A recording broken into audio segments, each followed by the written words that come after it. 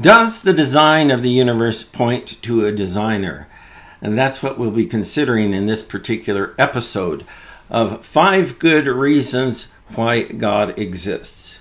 Fred Hoyle was a British astronomer. He was an atheist, didn't believe in God, but he said something remarkable about his study of physics. And let me just read it and bring it up here on the screen so that we can see it and I can read it for us here. It says, a common sense interpretation of the facts suggests that a super intellect has monkeyed with the physics as well as the chemistry and biology, and that there are no blind forces worth speaking about in nature.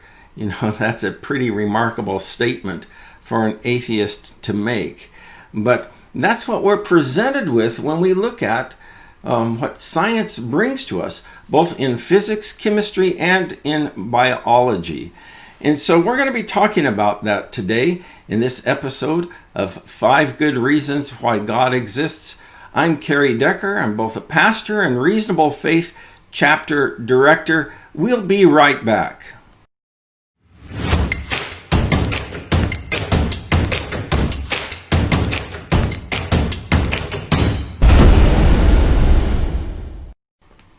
My guest today is another Brit. Not Fred Hoyle, but Ian Davis. You live in Wales, is that correct? That's right, Kerry. It's great to be with you. Yeah. By the way, one thing that you'll know about or notice about Americans is that typically we're captivated by those of you who are graced with that wonderful British accent. Well, that's right. When I did my studies at Biola, they just said, use your English accent and everyone will think you're super intelligent. So trading off those things. Yeah, it's one of those things. Is that it gives you that air of sophistication that us Americans don't have. So, tell me a little bit. We were talking off camera about your interest in apologetics. Just give me the Cliff Notes version of what got you started in kind of considering these larger questions with respect to faith and reason. Yeah, well, what I found was, although I've been a Christian since I was a young lad, gave my life to God when I was 18, I found my life being split into 2 parts, really. One was the part where I went to work. I worked in the city in finance. It was all about logic and reason. And then my weekend life where I went to church and we listened to the scriptures. But they just seemed to be kind of compartmentalized, and science seemed to me during the week had the upper hand, and it was more and more of a battle between faith and what I thought was reason. But then I discovered Reasonable Faith, which is a great resource, and William Lane Craig. I read On Guard.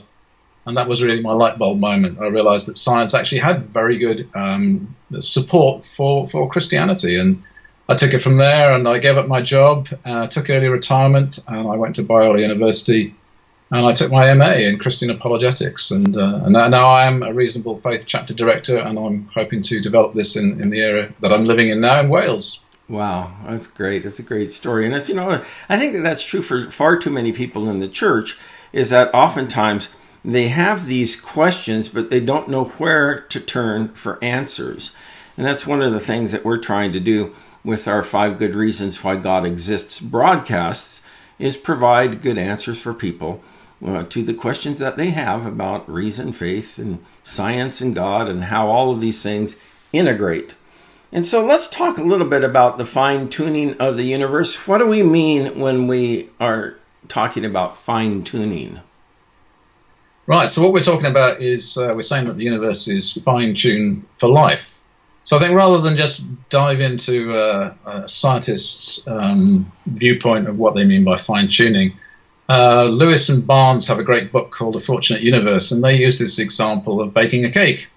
So you might think, what's baking a cake got to do with the fine-tuning of the universe? But the fact is that if you want to eat a nice cake, a nice edible cake, you'd get a cake recipe. Yeah. And you would expect that recipe to be fine-tuned to produce an edible cake. Mm-hmm. It wouldn't be used if it wasn't fine-tuned to produce an edible cake. So what do you have with that recipe? You have a set of ingredients, you have a method that you follow, and then you have some instructions for baking the cake. Yeah. So as long as you put in the right ingredients, you follow the instructions properly, you cook it for the right length of time at the right temperature, hey presto, you get a nice edible cake. So we wouldn't say that the cake was overly fine-tuned. So you can vary the ingredients. You might like a little bit more sugar in it. And it doesn't matter too much if you cook it a few degrees too hot or maybe 10 minutes too long, you'll still get an edible cake. But the thing is, if you start messing around too much with it, supposing you double the amount of flour, supposing you turn the oven up to twice the temperature. That's what would happen if I cooked the cake. Well, yeah, this is me too. I mean, I'm not a great chef. So if you do those things, you'll get an inedible cake. Yeah. And you have to follow the order as well. Things have to happen in a certain order. You can't just cook the ingredients, so you can't cook the eggs and then add them to the flour. That's not going to work. So the cake is fine-tuned. The recipe is fine-tuned to produce an edible cake. But then let's expand that a bit to the universe. So what scientists say is that the universe is fine-tuned to produce something different, not an edible cake, but life, and more specifically, intelligent life. So there are some very unique features of the universe that come together to produce intelligent life. So it's not just a case of having bacteria living on the surface of some planet. Yeah. We have intelligent moral agents.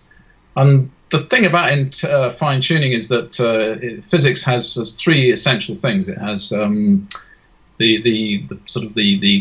initial conditions of the universe. You might think of that as the ingredients of the cake. Have the laws of nature. This is the way that things behave. That's perhaps the recipe that you would follow. And also the universe has these things called constants, which we just observe. And you might think of that as perhaps the rate at which the cake rises. So that's not part of the recipe. It doesn't say the cake rises at this rate, but you could get your stopwatch and you could get your tape measure. Yeah. And you could observe that constant. So you could observe cakes rising and you could see that this happens. And I think physicists and scientists were astonished, actually, to find that the universe is fine-tuned for intelligent life. Out of all the range of possibilities of these laws of physics, the constants, and so on and so forth, it appears that there's an incredibly small range of these outcomes that can actually produce life, and more particularly intelligent life.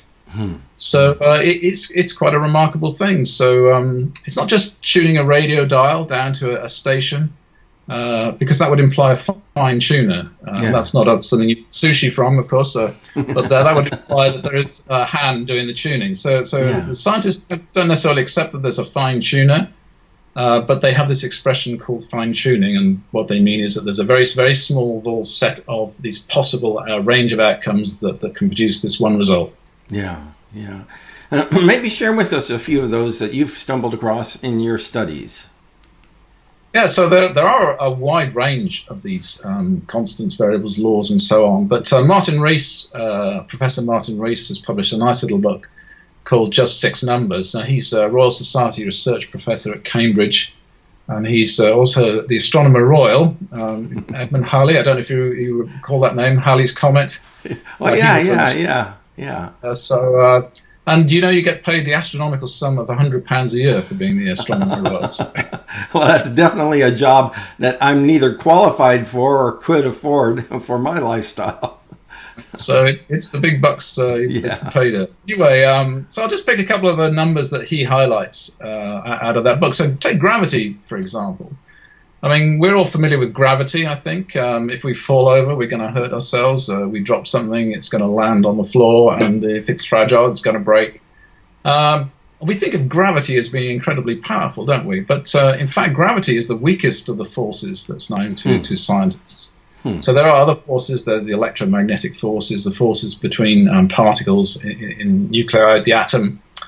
And gravity is actually, it's actually the weakest of all of these four forces. So if you take the force that attracts two protons together in a nucleus, that is 10 to the power of 36 times stronger than gravity. Wow. It seems hard to imagine that, doesn't it? So, but what would happen, let's say, if we increase gravity by, say, 1 billion times? That sounds quite extravagant, doesn't it? So what would happen if gravity was 1 billion times stronger? Well, do you know that a planet that was just 40 feet across would have gravity that was 1,000 times stronger than that of the Earth?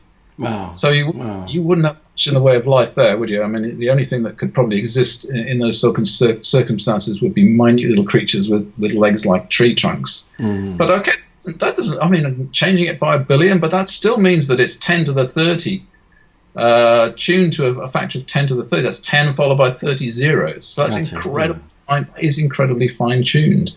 In fact, if gravity was only 3,000 times stronger than it is, then planets and stars wouldn't form properly. So gravity is incredibly fine-tuned. And then to take another one, there's something called lambda, which is known as the cosmological constant. And this is associated with the rate of inflation of the universe. Okay. So that's not inflation of the prices of things you buy in the shop. That's just the universe expanding. And that is fine-tuned to 10 to the 120. So it's an incredibly number. These are so minute, these amounts, unimaginably small. And then just as a slightly different type of example, why do we live in 3 space dimensions and 1 time dimension? I mean, there's no particular reason why the universe should be that way. In fact, in string theory, scientists think there might be 11 dimensions, the higher ones being all tightly rolled up. But if we had 4-dimensional space, then atoms would fall apart. We wouldn't have stable planetary orbits. Stephen Hawking says that the sun would either fly apart or would just collapse into a black hole. So there are all these things that seem just right for intelligent life. So it's quite remarkable, actually, this fine-tuning. Yeah.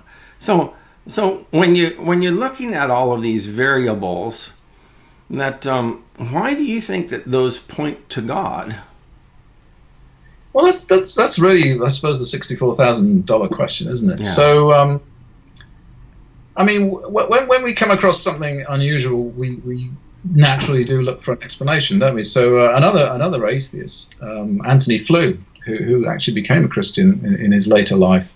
Yeah, I don't think he actually became a Christian, but a deist, a believer in God, if I remember right.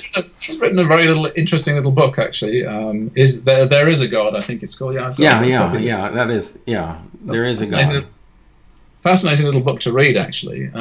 He gives an example of checking into a hotel, and when you get there, you find your favorite music playing on the in-room hi-fi, and you look in the minibar, and there are all your favorite drinks and your favorite food, and above the bed, there's a picture of your favorite holiday destination, and in the bathroom, there's all your favorite fragrances and things like that. And you would expect some kind of explanation for that fact, wouldn't you? So we don't just say, oh, well, it is as it is. I mean, there's some reason, and we naturally seek reasons. So this is where we get to what we call the fine-tuning argument. Yeah. And this is one of William Lane Craig's arguments. He says, the fine-tuning of the universe is due to either physical necessity, chance, or design.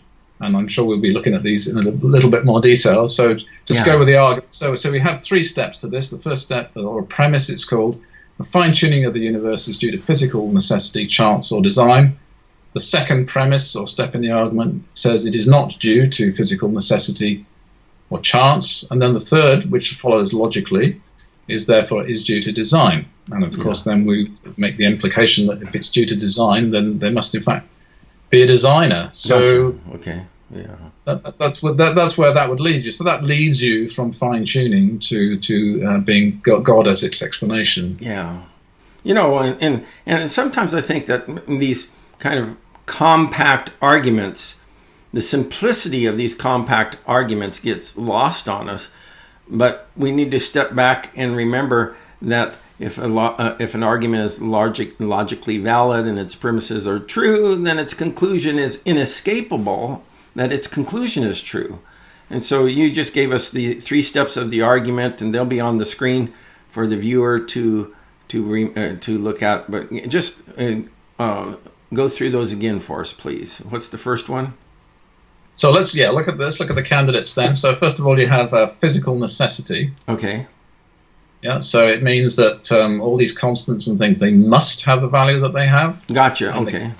And it couldn't be any other way. Mm-hmm. Then you have the second one is chance. So there are if you like, there are 3 sort of flavors of chance. So you have to look at the different ways in which chance could happen. First of all, there's just the pure chance of sort of the cosmic lottery idea. Yeah. So it's remotely unlikely that you win a lottery, but hey, we just happen to be holding the winning ticket, and this is our universe, and there's life in it. Then there's something called the anthropic principle, which basically says, well, we observe that we exist and that the universe is the way that it is. Yeah. Okay. Therefore, we shouldn't be surprised that the universe is fine-tuned. So that's what they'll call the anthropic principle. So we observe life, and therefore it's tuned for life, and we shouldn't be surprised. Okay, gotcha. And then the last flavor, if you like, the third flavor of chance is this idea of a many worlds hypothesis. Okay. That's what people often call that the multiverse. So, I'm sorry for jumping in there. You have many universes, and just one of them happens to be the one that we live in. Gotcha. Okay. Yeah. Those are the alternatives. And of course, design also has to be plausible. We couldn't just lob the moon is made of green cheese in there and say it's not chance, it's not necessary, it's not chance, therefore it's green cheese. That doesn't work in this argument. So we have physical necessity, we have chance, and we have design. Those are our three options with respect to how we account for the design that we see in the universe. So what makes you so certain that it's not physical necessity or chance? So that's the thing then. What we need to do then is to go through, look at each of these individually, and come up with reasons why we think that these are less plausible than the design argument. So I think that's what we should do then. Should we take these one by one? Yeah, sure. Why not? So let's start with physical necessity. So that's saying that the universe must be the way it is. So we would distinguish that from it just is the way that it is. So that would be what philosophers would call a brute fact. Yeah. Okay. So something is just that way, and we can't explain it. But I think what we're doing here anyway is looking for explanations. So it's not saying it's a brute fact. It's saying it's a physical necessity. Yeah. And another way of looking at that is saying, well, it's physically impossible for the universe not to support life. That would be the other way of stating that. Okay, gotcha. Yeah. There's no real reason to put that argument forward. We can quite readily imagine these things being different and being slightly the variables changing, and then they wouldn't be life permitting. Yeah. Now, what scientists have tried to do is to come up with some sort of what they call a theory of everything. And one of the examples that they've been working on is called string theory. And the hope really has been that having developed string theory, that these constants and things would actually drop out of the equations naturally, so that they would be as they are, and therefore having the theory of everything, the constants and the variables and the laws would be fixed by the theory. Okay. But Stephen Hawking spent quite some time looking at this, and his conclusion that it doesn't do that. String theory doesn't provide that kind of answer. There's many possible universes. Yeah. So that really seemed to be a good contender as one of the So physical necessity is kind of off the table then. Is that am I understanding that correctly? Yeah, I think that's one that we would say is not a good explanation. So we would put that to one side. It's quite hard to argue that physical necessity case, really. And then without any sort of other theory to support it, it's difficult to have that as a plausible candidate. And so we're left with these chance contenders. Give me a quick rundown on why you think that chance isn't a good explanation for why things are the way they are.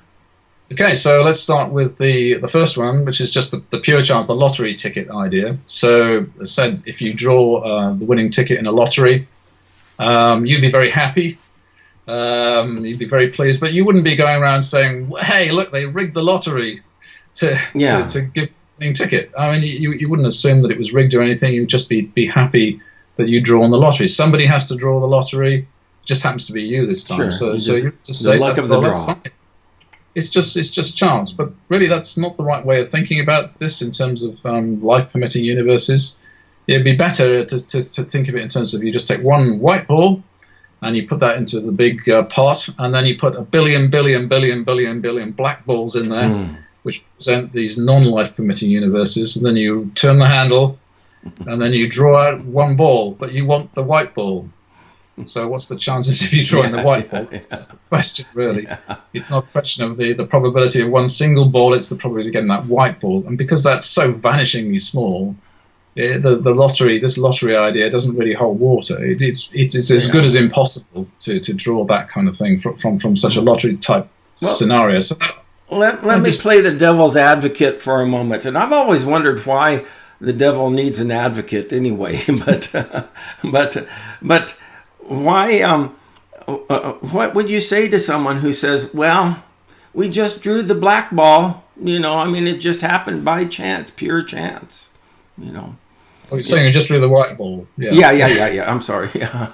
Yeah. Well, you're trying to appeal to probability, and if something is so improbable that it can't happen, then it's virtually not going to happen. Is essentially the argument here. There just isn't enough probability in the universe to make such an event happen. You could draw that ball out and out and out. What are the chances of you individually winning the lottery anyway? In the UK, I know the lottery odds are great. You're more likely to die of a heart attack than you are to win the lottery here. And yet people do, don't they? They do. Buy the lottery tickets, and so it's not something that we think scientists really would think that is a plausible explanation. So we're looking for what is the best explanation. Okay, gotcha. Yeah. And that one really doesn't seem to be the best explanation. Okay, all right. What were the other ones? You said that there were different varieties or flavors of this chance argument. So the next one that we could put forward is called the anthropic principle. This is something that's been put forward by Tipler and Barrow. They have a whole book on this subject. So their idea is that, we observe that we live in a life-permitting universe. Therefore, we shouldn't be surprised that it is fine-tuned for our existence. So that on the face of it, that does seem a plausible argument. We wouldn't be here otherwise to observe it. So it seems okay. I think it's John Leslie in his book Universe who sort of points out some of the issues with taking that kind of perspective. So. And Dr. Craig, in his book Reasonable Faith, draws on this analogy. So you have to imagine that you've been convicted of some terrible crime, and you're going to be executed by firing squad. And I know that can never happen, Kerry, but it did happen here in America, by the way, in Utah a few years. Quite some time ago. But but that's a story for another day. Let's just do this as a thought experiment. Yeah. So just imagine that there are 100 trained marksmen lined up, and they take aim and they fire, and you hear the guns go off, but then you look down and you're still alive. Yeah. So you wouldn't be thinking, well, I shouldn't be surprised that this is the improbability of them missing me, because I'm here to observe that I'm alive. That's the sort of the parallel argument to this. Yeah. So it's just so incredible that all of those marksmen would miss the target, and that you would probably, instead of just thinking it was just pure chance, that there was something up with this, right? Well, you'd be looking for some. You should be looking for some explanation, I think. Gotcha. But the anthropic principle says that because you're here, you don't need to look for the explanation. Okay. But as Craig says, it's kind of looking at it slightly differently. So you shouldn't be surprised that you are alive to observe that you're not dead. Because logically, you can't observe that you're not dead. You're dead if you're dead, if you see what I mean. Rather, you should be saying, well, I should be surprised. I am actually genuinely surprised that I'm alive, because how come all these people did miss? Gotcha. And that's sort of the parallel and the analogy with the fine tuning. Mm-hmm. So if the universe wasn't fine tuned for life, then we wouldn't be here to observe it, clearly. Gotcha. But because we are, there still is. We should still query and look for an explanation for this hugely improbable event. Mm-hmm. This is vastly improbable than the marksman missing you. But you would want an explanation. You would expect some explanation. Maybe these guys just love your latest blog post, and they don't want to see you dead. But there surely is an explanation. Sure. For why they didn't hit you, because they're all trained marksmen, their guns are all working. So, well, maybe they're not. Maybe that's the explanation. Maybe somebody spiked all their guns. But you would look for an explanation. Exactly. Goes back to Fluke's example. I think we are by our nature we seek these explanations. that's the whole point of this argument, is that we're looking for the best explanation of what we observe to be a fact, and the fact is true. So you said there was another variety. Am I right? There's another variety of chance that people often appeal to. Yeah, so this is the what they call the many worlds hypothesis, or the multiverse theory. So if you have a very, very improbable event, what's a good way to make sure that happens? Well, you need to repeat this event over and over and over and over again many, many times. Now, we are talking staggeringly large numbers of times, because it's so improbable that the universe is fine-tuned that you'd have to have many, many different universes. And we're actually talking about universes here. We're talking about real, actual universes. We're not talking about probable universes or possible or logical universes. We're talking about actual universes. Mm-hmm. Now, there is this thing called the multiverse theory.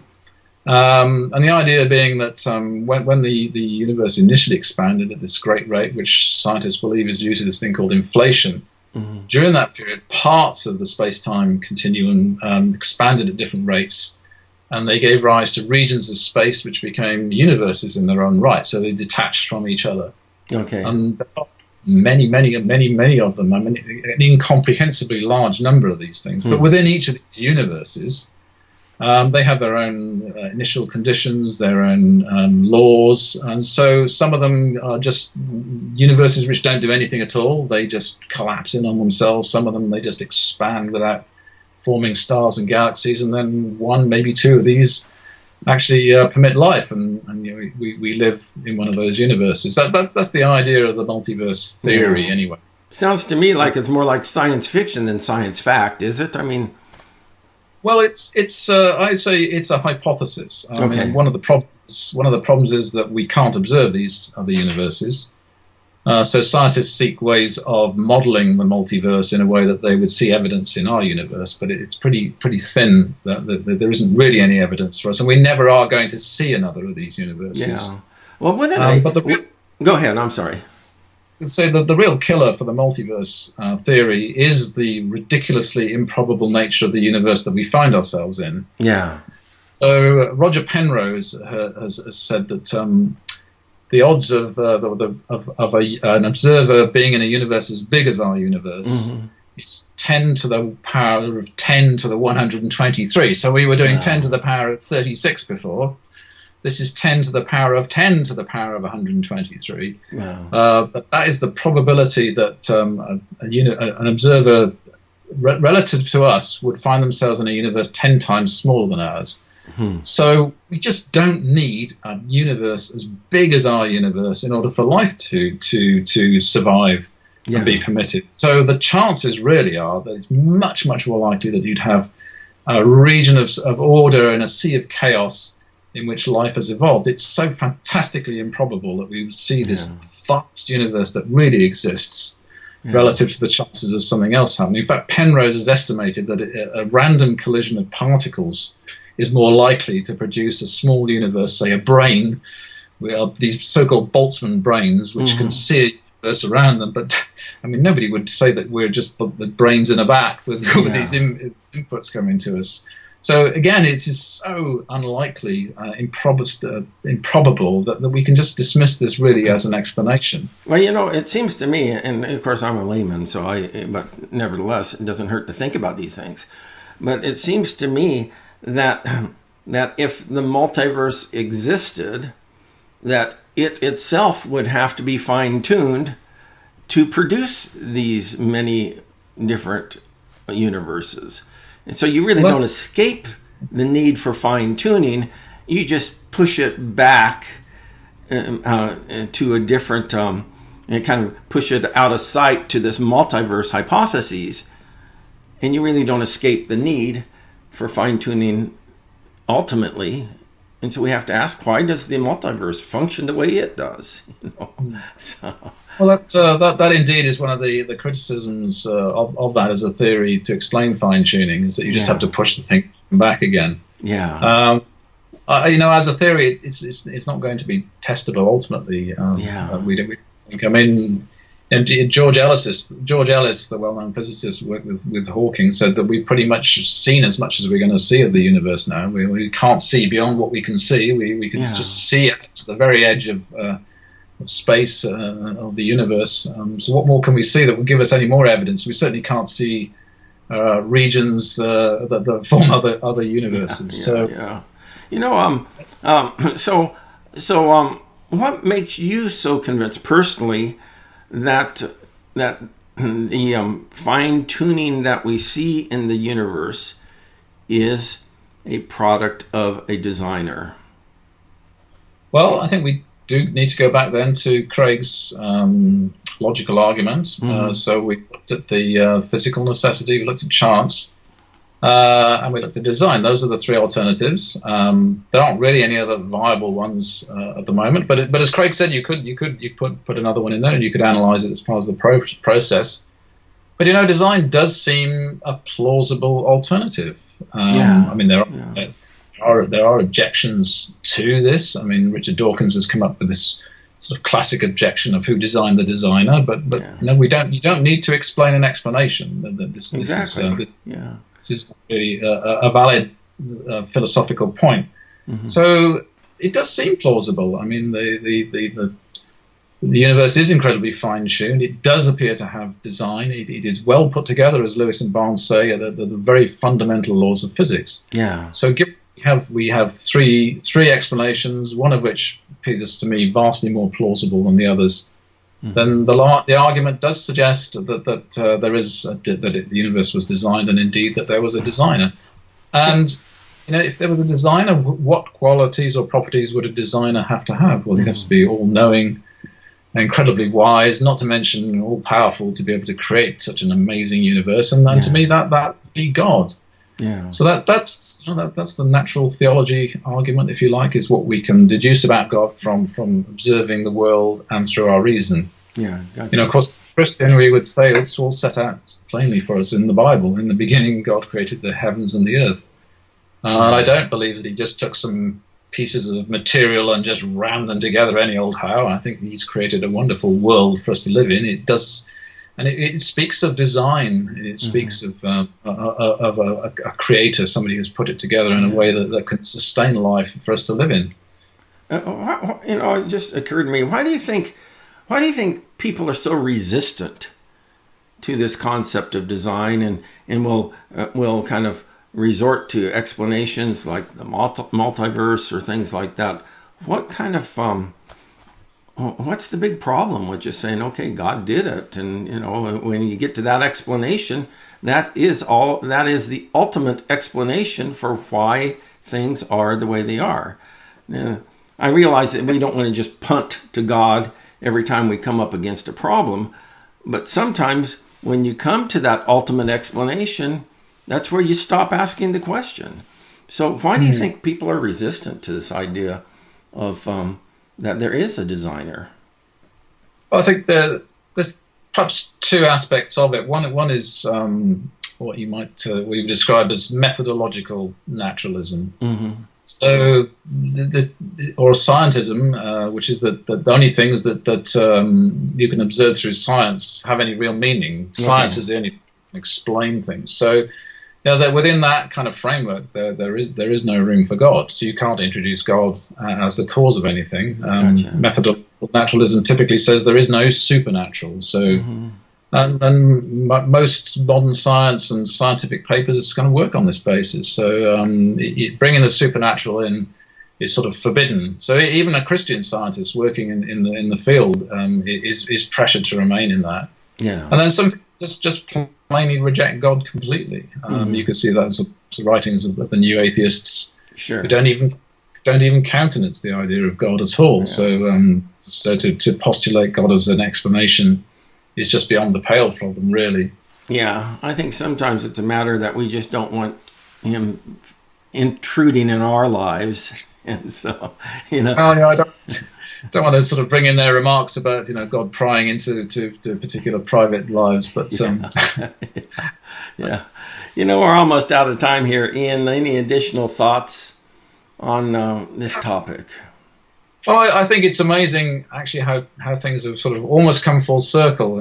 Back in the early days, that people thought about the Earth as being the center of the universe, and then we found out more and more about the universe. But then it just seemed to be a vast, cold place where the Earth is just an insignificant planet, and by implication, human beings are insignificant as well. But when you think about something like fine tuning and the way that the universe is and our privileged position in it, we can see the stars. We're not embedded in the middle of a galaxy. We can see out the universe. And all these things that scientists have discovered, it seems that actually that God has created this wonderful place for us. Yeah. You know, the heavens, as the psalmist says, the heavens declare the glory of his works.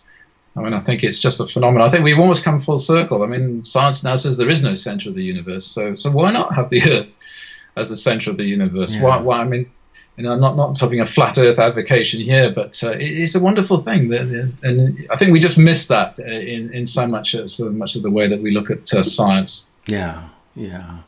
Hey, Ian, I've really enjoyed the opportunity to visit with you, and I appreciate so much you taking part in this project. You brought a number of wonderful insights that are going to give me something to ponder for myself. So thank you so much for spending some time with us today. My pleasure. Been good speaking with you. Great. You know, there's plenty of great content that you'll find here on 5 Good Reasons Why God Exists. And I would invite you to keep exploring the different topics and maybe come back to them again and again. Share it with your friends or family, and that and just spend some time reflecting on the concepts that we were talking about here. That's it for now. I'll see you next time.